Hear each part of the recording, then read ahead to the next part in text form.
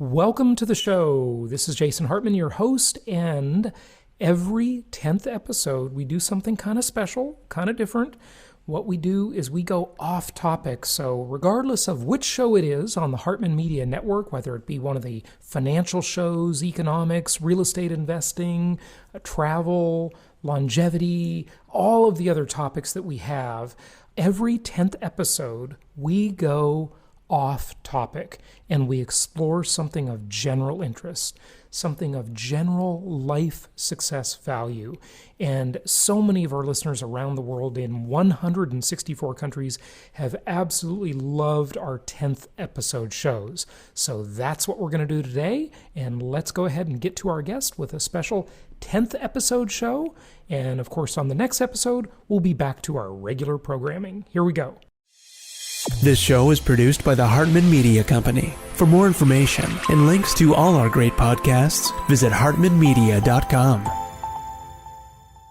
The last few months have affirmed something you said years ago that was just so true, and I don't think people appreciated it at the time, is that the mortgage is an asset. But now, given where interest rates are now, to think, oh man, I got this sub 3% mortgage. Why would I ever sell? It's tremendous. It's much more valuable than the house itself. Welcome to the Creating Wealth Show with Jason Hartman. You're about to learn a new slant on investing, some exciting techniques, and fresh new approaches to the world's most historically proven asset class that will enable you to create more wealth and freedom than you ever thought possible. Jason is a genuine self-made multimillionaire who's actually been there and done it. He's a successful investor, lender, developer, and entrepreneur who's owned properties in 11 states, had hundreds of tenants, and been involved in thousands of real estate transactions. This program will help you follow in Jason's footsteps on the road to your financial independence day. You really can do it. And now, here's your host, Jason Hartman, with the complete solution for real estate investors. Welcome to episode 2120. We have a fantastic 10th episode show for you today. Our guest will be Jesse Eisinger. He is the Pulitzer Prize-winning reporter for Propublica and other publications, and he has done a lot to talk about and out these Wall Street executives and other big elites who are just taking advantage of the system. It is terrible that our country just does not punish these people. It's unbelievable. It's like the white collar crime.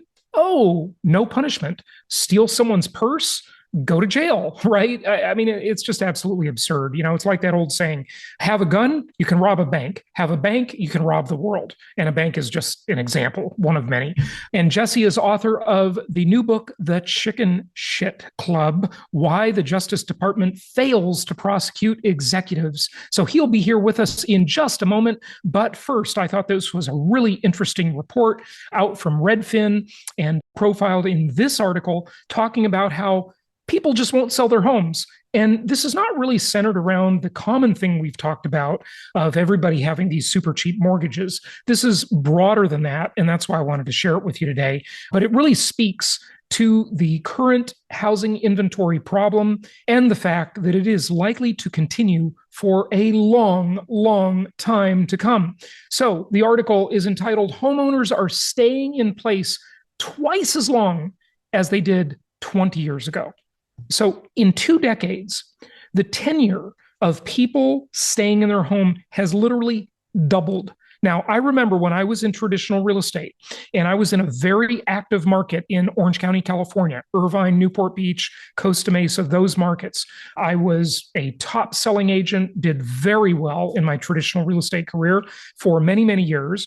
And I would have a lot of repeat clients. And the talk back then is people would generally stay in their home for about 7 years, right?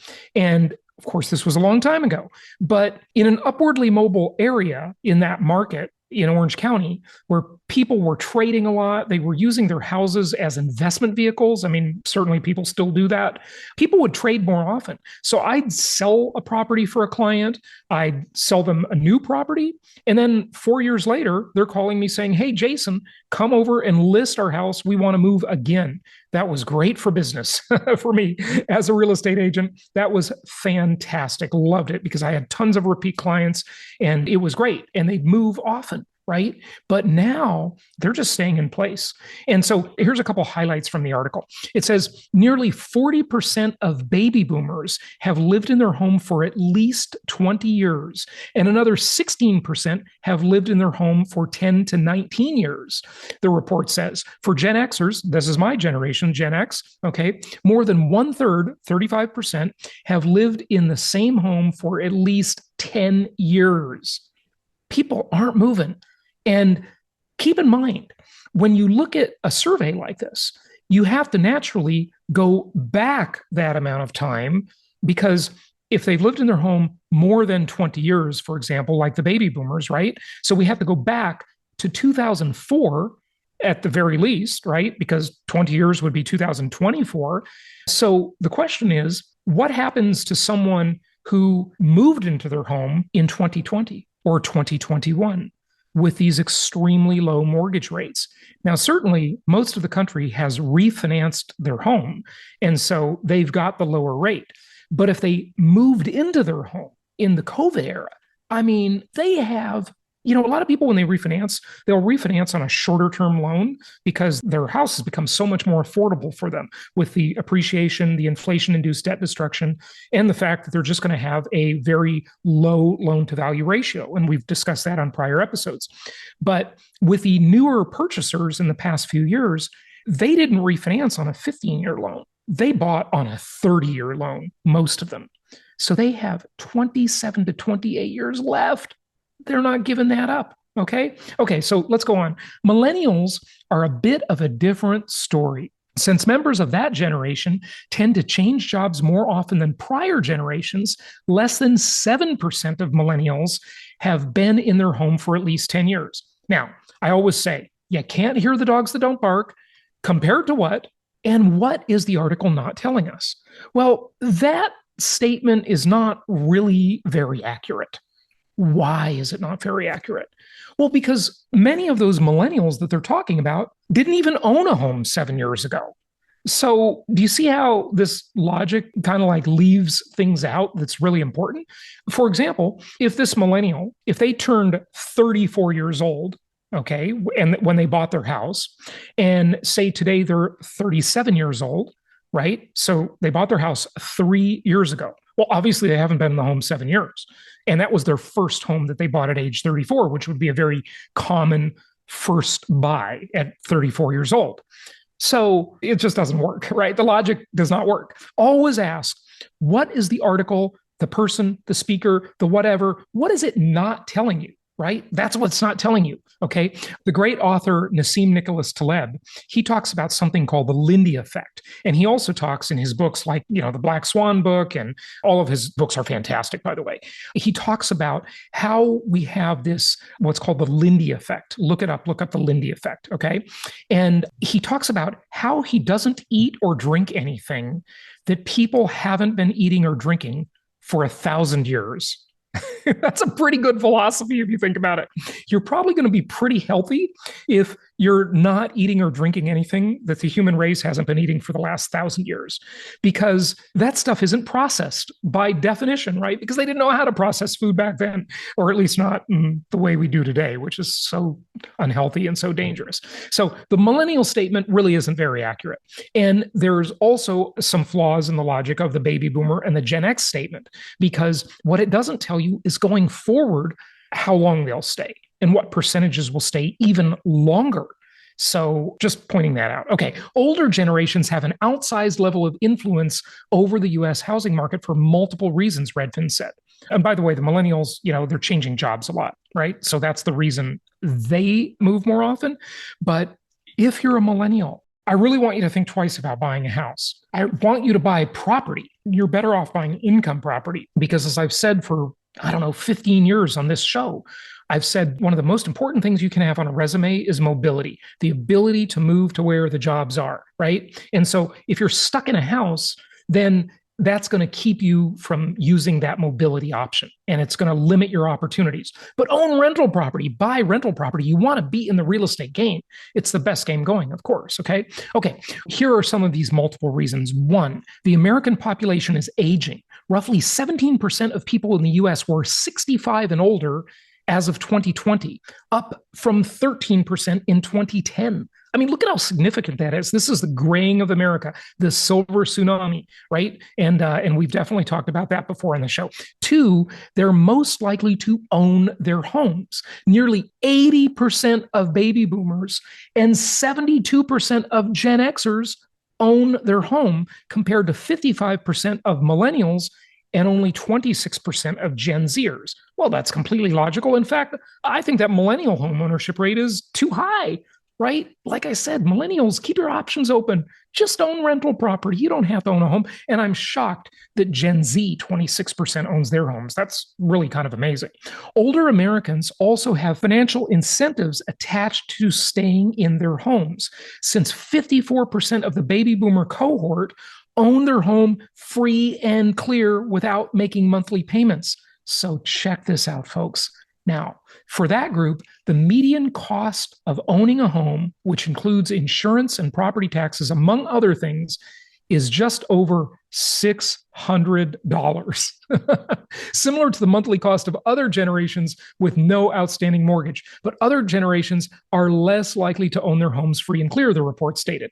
So do you think these baby boomers that have 80% home ownership rate, do you think they're selling their homes when their cost of ownership is only $600 a month? Fat chance. They're just not going to do it. Okay. Baby boomers who continue to make a mortgage payment are also doing so at a lower interest rate when compared with more recent home buyers, making the prospect of buying another home less attractive than it would be if they entered into the market again in the current rate environment. Now, that delta is going to become less and less as the Fed pivot starts to kick in, which, by the way, the Fed is saying may take a little longer than people were hoping.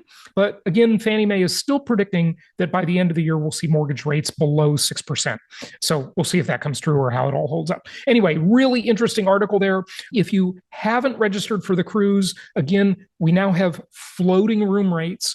Pardon the pun, floating, ship at sea, cruise ship, floating. Yeah, I know. Go to jasonhartman.com. Right on the front page, you can register for the cruise. Again, rooms are subject to availability and subject to price. Our travel agent, our cruise planner, will do the best she can to get a good rate for you. And if you don't like the rate, we'll just refund your money. Okay, so go do that. And also check out our sponsor, Baselane, where you can get everything integrated, banking platform and real estate tracking software. Really cool stuff. I've got my Baselane Visa card.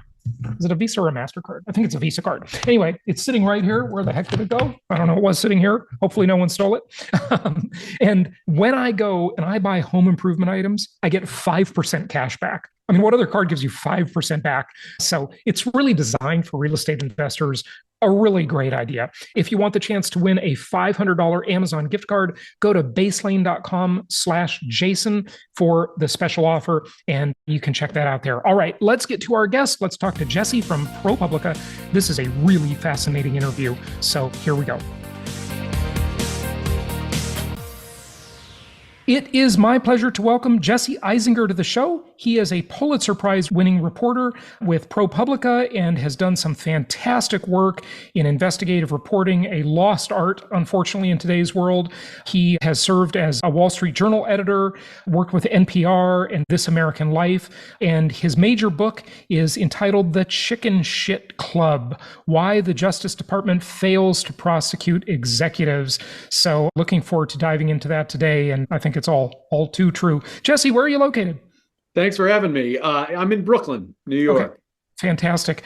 So tell us a little bit about this problem with the lack of prosecution. It seems that white-collar crime is just so rampant. And a great example would be the financial crisis, the Great Recession. I mean, literally, nobody went to jail. Even Anthony Mozilla with Countrywide, right? Everybody got away with it. Yeah, amazing. It's shocking. It really is. Yeah, I mean, I was really shocked by that too. I covered the financial crisis before it happened. I actually wrote a cover story for the magazine I was working for in 2007, predicting that Bear Stearns and then Lehman Brothers and possibly even Merrill, Morgan Stanley, and Goldman Sachs would go bankrupt. So that was a great call. It's better to be lucky. Too bad Goldman didn't go bankrupt. Yeah, it's true, but they got bailed out. Both Morgan Stanley and Goldman got bailed out in the crisis. And then after the crisis, my colleague and I wrote about the mortgage securities business and some bad bankers there that exacerbated the crisis. And we expected prosecutions, and none came. And it was a mystery. And it plagued me. And I wrote some columns for the New York Times about it. I wrote a big cover story for the New York Times Magazine about it. And then I thought, really, there's a book here. And the book is that I think everybody intuitively knows that there is a two-tier justice system. There are two tracks. There's one for street criminals and then one for the powerful, who are often disproportionately white males, of course. And the powerful have impunity, elite impunity in this country. And I've come to think of my beat reporting as the elite impunity beat. And so I explored that and tried to trace the roots of how we got to the problem where once in this time in living memory, you remember this, I can remember this, most of your older listeners and viewers can remember when we prosecuted the top executives from Enron, WorldCom, Adelphia, Tyco in the wake of the NASDAQ bubble bursting in 2000. And then after the financial crisis and continuing today, we have a white collar prosecution crisis where we've lost the skill and ability to do this. Why, though? I mean, I know you said it was a mystery, but speculate at least. Yeah, well, is the Justice Department just bought and paid for by these people, or what's going on?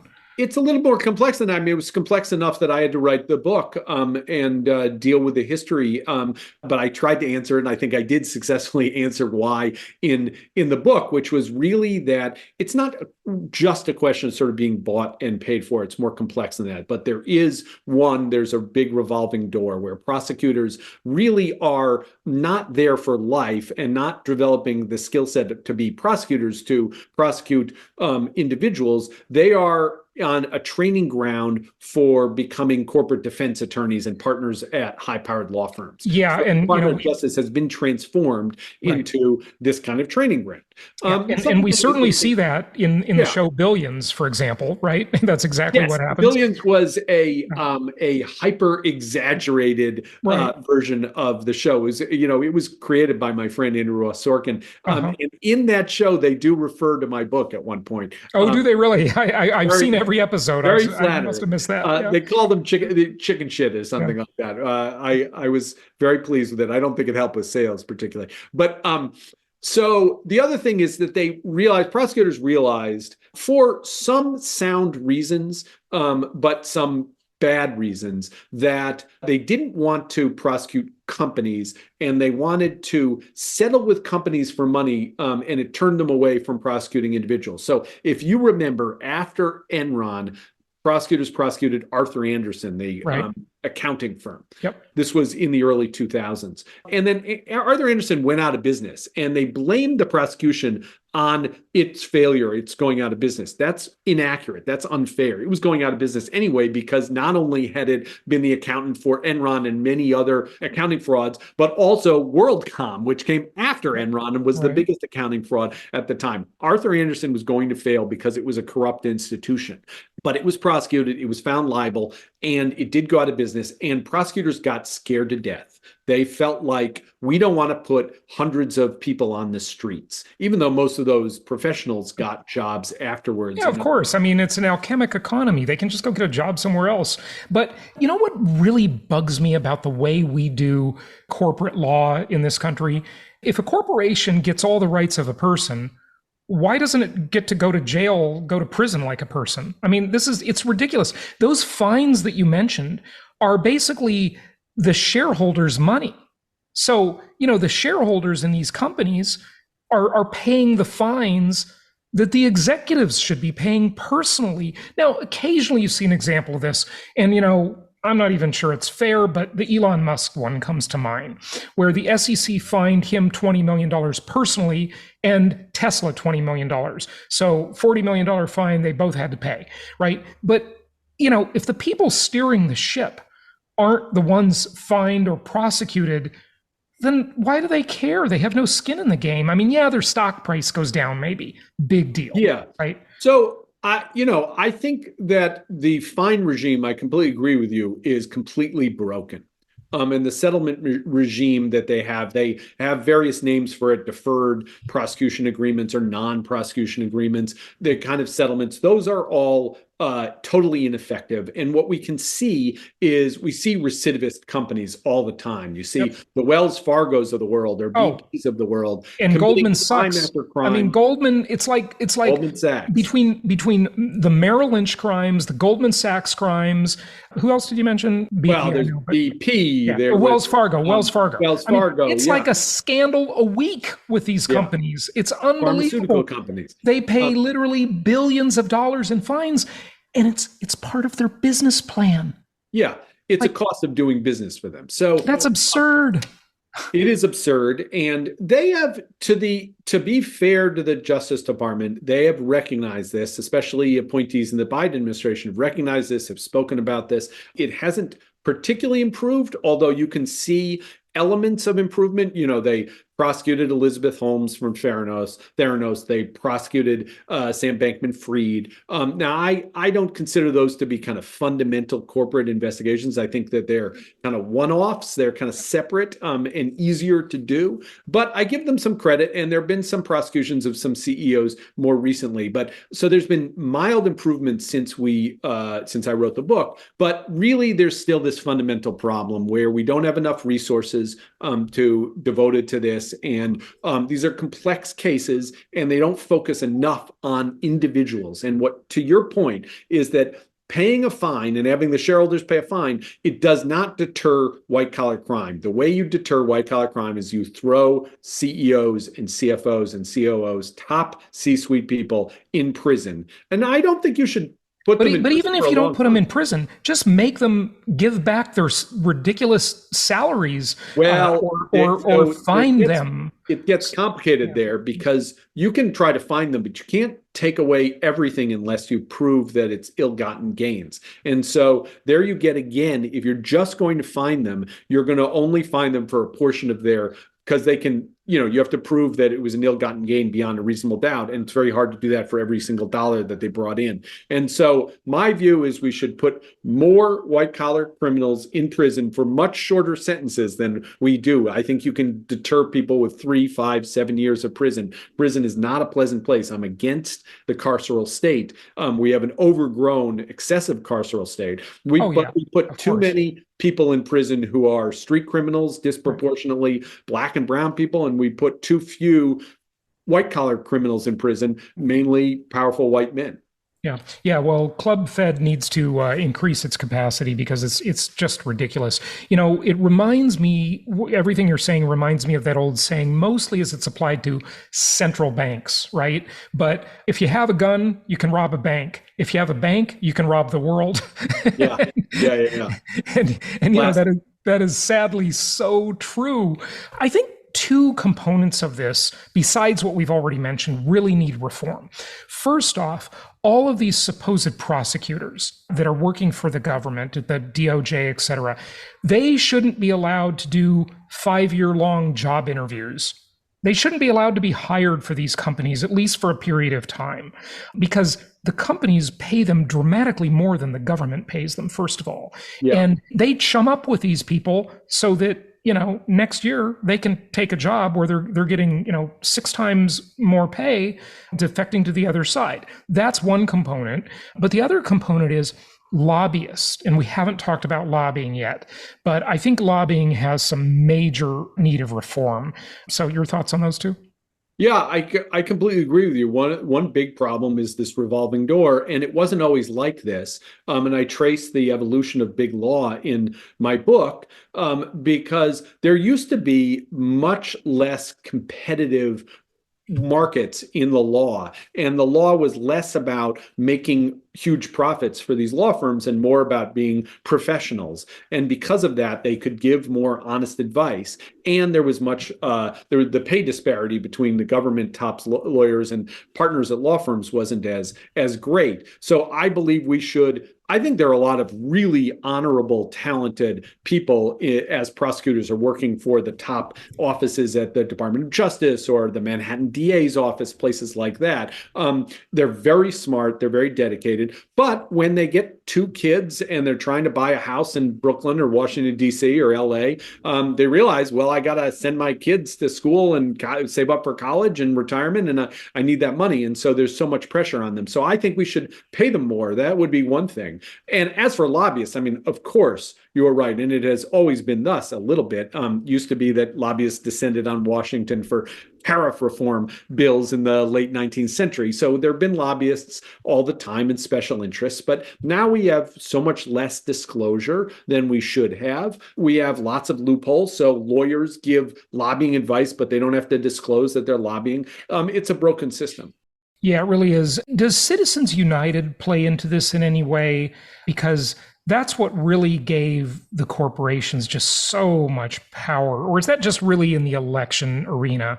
Or, well, they all mesh together for sure, but yeah, no, the irony of Citizens United is that people thought this was going to release the fetters from corporations, but it didn't. Really, what it did was allow for individual, extraordinarily wealthy people, both on the right and the left. Democrats and progressives have been surprisingly effective at what's known now as dark money, sort of unlimited giving that's lacking in transparency.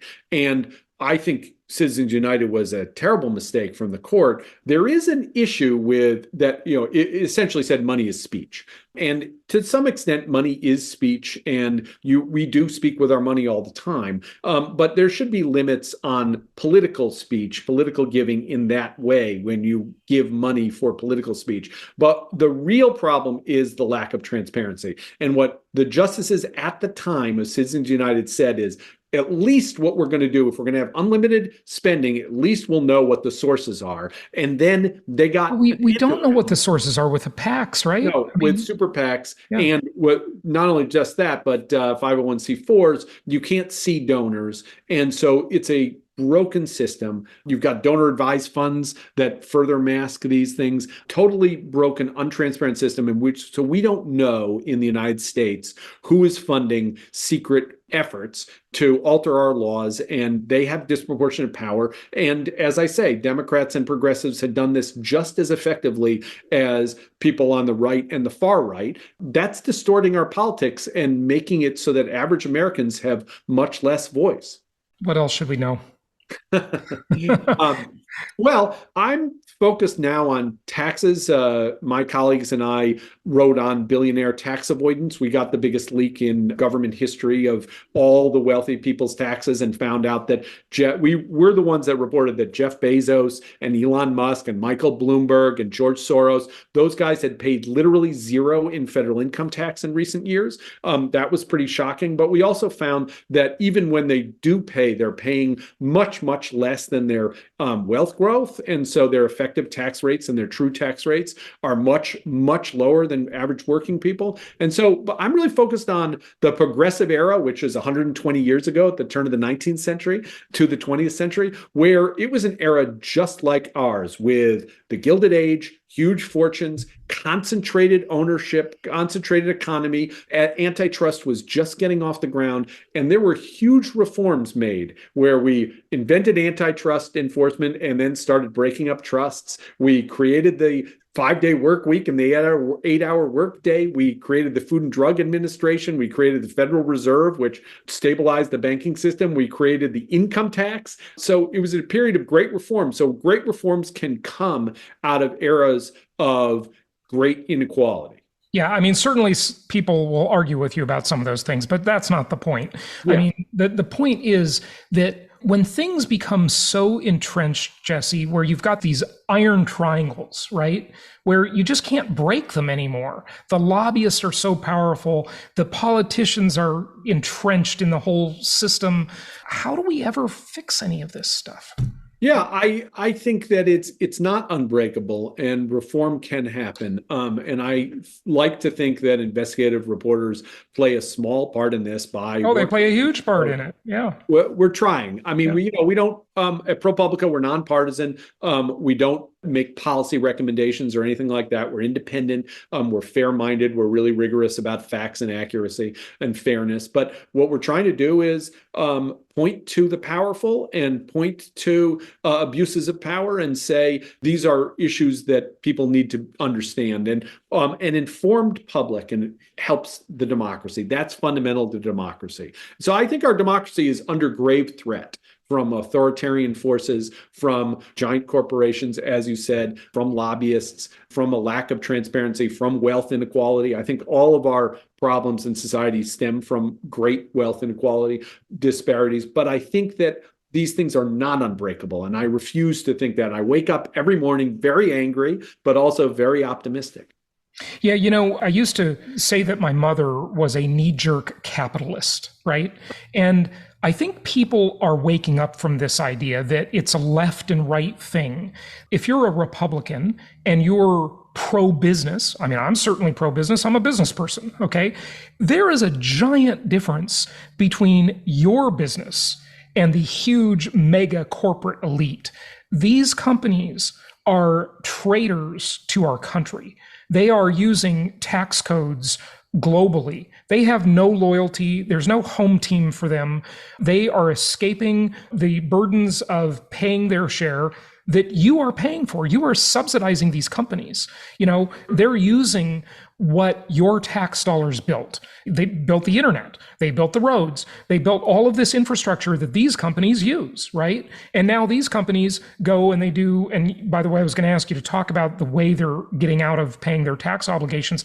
They use things like the double Irish twist, right? And all of these fancy things where they set up these offshore companies and these offshore companies hold their intellectual property. And I'm thinking like, this is a great idea. I want to do this, Yeah.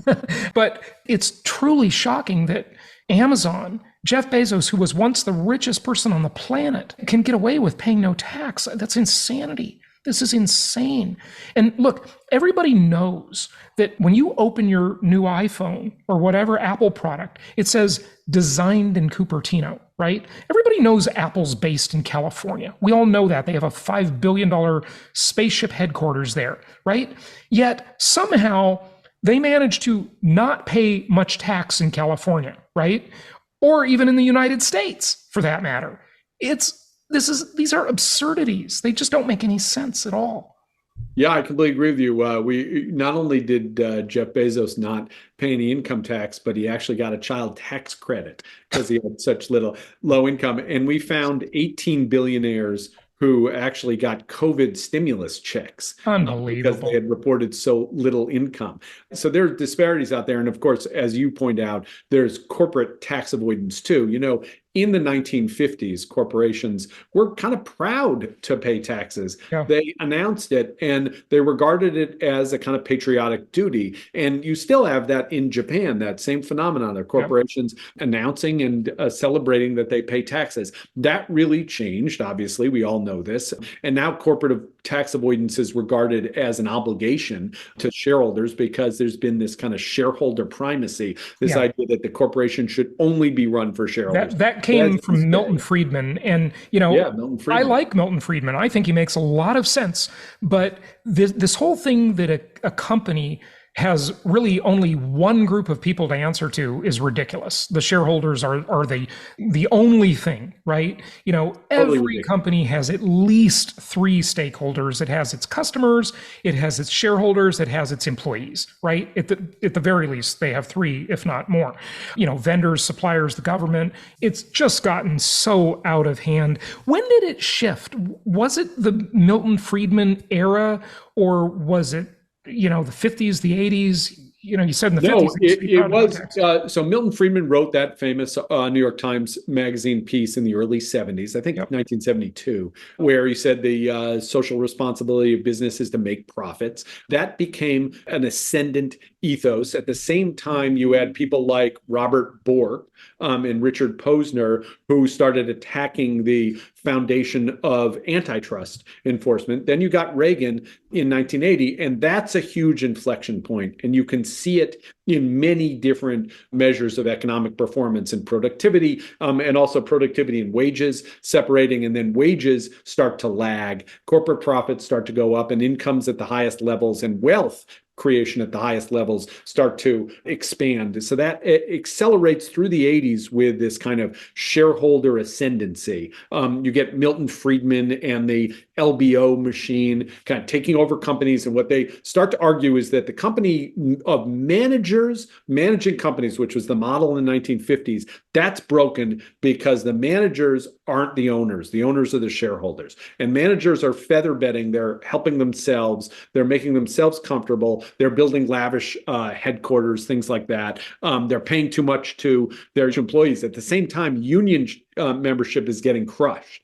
And union membership was a countervailing power to capital. So you have the shareholder ascendancy, you have unions being crushed in the 1980s, and that's really when it starts. And you see that sort of come to an end after the financial crisis, where this kind of neoliberal idea that we can have light regulation is really fully discredited. And we're sort of grappling around for a new system post-financial crisis. I don't think we've really settled on it. We're basically arguing now between a kind of Trumpism, which has a lot of different elements, like, it's got anti-foreign incursions, but also he did the biggest tax cut for the wealthy ever. So it's not a particularly coherent ethos, sort of authoritarian. Well, what is kind of coherent about the Trump tax cuts is the idea that, look at, the old saying, money always goes where it's treated best, right? And there is something to be said for that, I think, at least. So the idea that a lot of that money offshore would be repatriated, right, by the wealthy. And at this, we had sort of near in that era, the Panama Papers scandal and so forth. So that tax change did succeed in repatriating at least some fair amount. That was the ethos. That was the idea behind it, but it didn't happen because corporations can keep money offshore and borrow against it. So they don't need to repatriate. And they haven't increased their investment domestically. So that was not a successful policy. My view is it's been discredited. But, we're still struggling for a kind of governing ethos that tries to make things better for average Americans. I think, for all of the flaws in the 1950s, and we had many flaws, women were discriminated against in the workplace. African Americans, of course, were deeply discriminated against, but there was a project for shared prosperity, and the inequality was not as great as it is today. And I think it was, in many ways, a better ethos and a better kind of governing principle for American society. And I think getting back to that, where we have a respected civil service, where government is not regarded as a bad word, that you can regulate corporations, that antitrust works, where you have countervailing unions, and a robust capitalism, I think that's probably the way that we could design a system that people would be more satisfied with.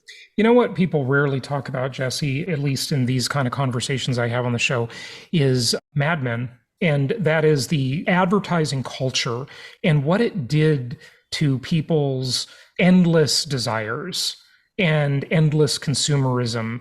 Americans weren't like that before, it really sort of started with Bernays, with the sort of the invention of public relations, I think in the 20s, and the Torches of Freedom campaign during the parade with the women and the cigarettes and all that. And then Madison Avenue developed, and this whole hyper greed, how much is enough?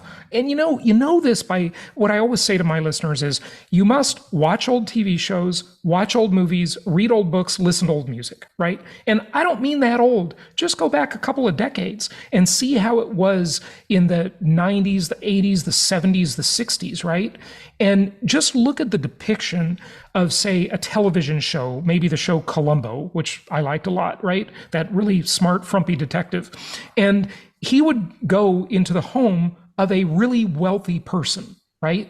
And you saw what that home was like in the 70s versus what a really wealthy person's home is like today. It's insane. Yeah. It's like we have the new royalty now, and they have many of those wealthy homes. And the other part of this equation where we talk about antitrust is, in the old days, of course, you had Standard Oil, you had the Mellons and the Rockefellers and the Carnegies and all the rest, right? But scaling physical products and scaling manufacturing and scaling railroads is a lot harder than scaling Facebook, okay? And scaling a tech company and scaling Google. And so I think that really calls on more enforcement of antitrust, because these big tech companies are out of control. And we better nip this before it's too late, because they are just insanely powerful. They're way more powerful than any of the robber barons were in the days of the antitrust, the Sherman Antitrust Act and all of that stuff. And nobody knows their secrets. We don't know the way their algorithms work. We don't know why we see what we see in our news feed. We don't know why we see what we see in our search results. We don't know why an email doesn't get there, why one email is filtered and another one isn't filtered by a spam filter. Why is this a secret? This should not be a secret. This should be open source so that all the geeks out there in the world can examine these things, right? Yeah. It's well, I think you're onto something. And the problem is that as we were discussing the ethos about antitrust enforcement change, the economists staged a hostile takeover from the lawyers. Tell us about that.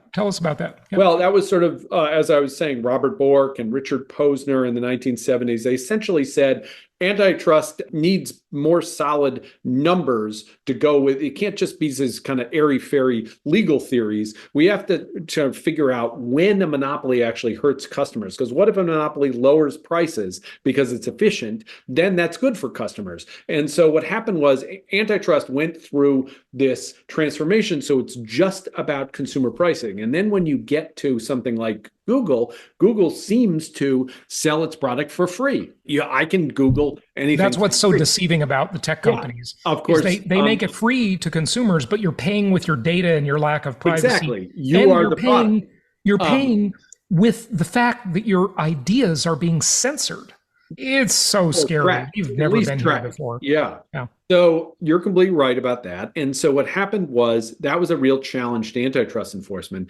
And then the Biden administration has been the most aggressive antitrust enforcer. They're taking on Facebook and Amazon. They're about to take on Apple. They have done the most ambitious antitrust, just blocked an airline merger. They're attacking junk fees. Lena Khan at the FTC and Jonathan Cantor at the DOJ, and Tim Wu was an economist lawyer from Columbia who was at the White House. And they had really ambitious regulation and antitrust enforcement, and Wall Street and corporations hate them and are furious with them.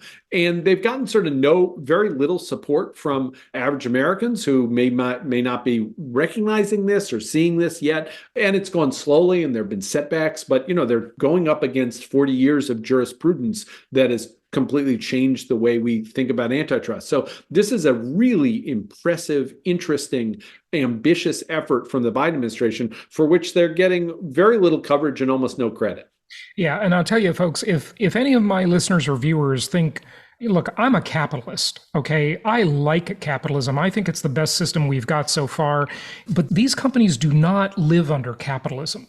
They live under a whole different system, and they woo us into thinking they're really offering something great because we're all amazed by the technology and the convenience, and we're just selling our souls.